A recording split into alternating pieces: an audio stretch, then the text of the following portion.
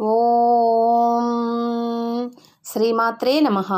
ఈరోజు మీకు మన రోజు దైనందిన కార్యక్రమాల్లో మనం చూసే ఒక పక్షి గురించి తెలుసుకుందాం. ఆ పక్షికి గల విశేష లక్షణాలను గురించి ఇప్పుడు చూద్దాం. ఆ పక్షి ఏంటంటే, మనం రోజు పొద్దున్నే లేవగానే ఊరుల్లో అయితే, పల్లెటూరుల్లో అయితే ఫస్ట్ మనకు కనిపించే పక్షి అదే. కావు కావుమంటూ మనల్ని నిద్ర లేచిన దగ్గర నుంచి మనల్ని పలకరిస్తుంటుంది. అలాగే మనం గిన్నెలు కడిగి అడుగున అటు ఇటు ఉన్న మెతుకులన్నిటినీ పారబోస్తే అక్కడ ఒక్క మెతుకు కూడా లేకుండా క్లీన్ చేసేస్తుంది. అదే ఇప్పటి రోజుల్లో కాదులేండి, ఇప్పుడు ఎక్కడా కూడా మెతుకులు బయట పోసే పనే లేదు. అంతా మురుగులోకే, మూసీలోకే వెళ్ళిపోతుంది. అయితే ఆ కాకికి మనము మన ఇంటి ముందుకొచ్చి కావు కావుమంటుంటే విదిలించేస్తాం, ఏ పో అవతలికి పో అని. అలాగే మన పెద్దవాళ్ళు చెప్తూ ఉండేవాళ్ళు, ఇంటి దగ్గరకు వచ్చి మన ఇంటి ముందు కావు కావుమని అరుస్తూ ఉంటే మధ్యాహ్నంటప్పుడు మన ఇంటికి ఎవరో చుట్టాలు వస్తారు, కాకరుస్తుంది అని. అలాగే ఇప్పుడు ఆ అరుపులే లేవు. అలా ఆ కాకి గురించి పట్టించుకునే వాళ్ళే కరువైపోతున్నారు. ఆ కాకులు కూడా మనకు కనిపించకుండా దూరం అయ్యే పరిస్థితి వచ్చింది. అయితే అసలు ఈ కాకికి ఉన్న విశేష లక్షణాలేంటో ఇప్పుడు మనం చూద్దాం.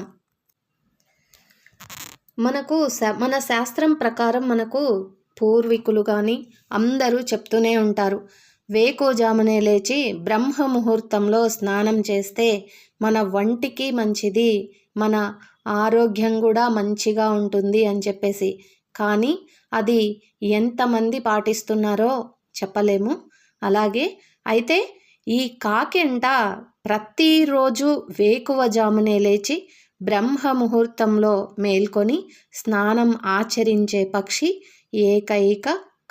ఏకైక పక్షి ఒక్క కాకి మాత్రమేనంట. అది వేకువజామునే లేస్తుందంట బ్రహ్మ ముహూర్తాన. సూర్యాస్తమయం తరువాత ఎట్టి పరిస్థితుల్లోనూ ఆహారం ముట్టని జీవి కాకి మాత్రమే. అది సాయంత్రం సూర్యాస్తమయం అయితే ఆహారం ముట్టదంట. మనకు పెద్దలు కూడా చెప్తూనే ఉంటున్నారు, ఇప్పటికీ కూడా మన పెద్దవాళ్ళు చెప్తారు,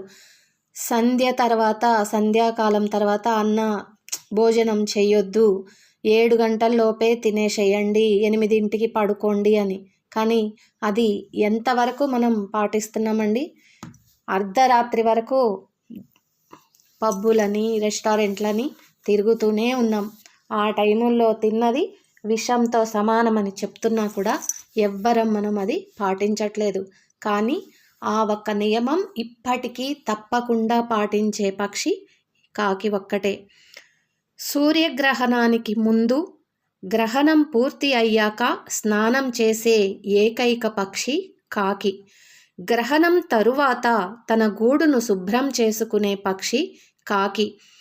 మనం కూడా గ్రహణం ముందు పాటిస్తాము, గ్రహణం తర్వాత కూడా ఇంటినంతటిని శుభ్రం చేసుకుంటాం కదా. అట్లాగే కాకి కూడానంట తన గూడు ఏదైతే, తను నివసించే గూడు ఏదైతే ఉందో దానినంతా కూడా శుభ్రం చేసుకుంటుందంట. కావు కావు అంటూ ఈ బంధాలు, ఈ సిరి సంపదలు ఏవి నీవి కావు, ఏవి శాశ్వతం కావు అని మనందరికీ గుర్తు చేస్తూ కావు కావు అని అందరికీ రోజు లేచిన దగ్గర నుంచి గుర్తు చేస్తూనే ఉంటుందంట కాకి. కానీ మనం అది ఎందుకు కావు కావు అంటుందో అని మనం పట్టించుకోం.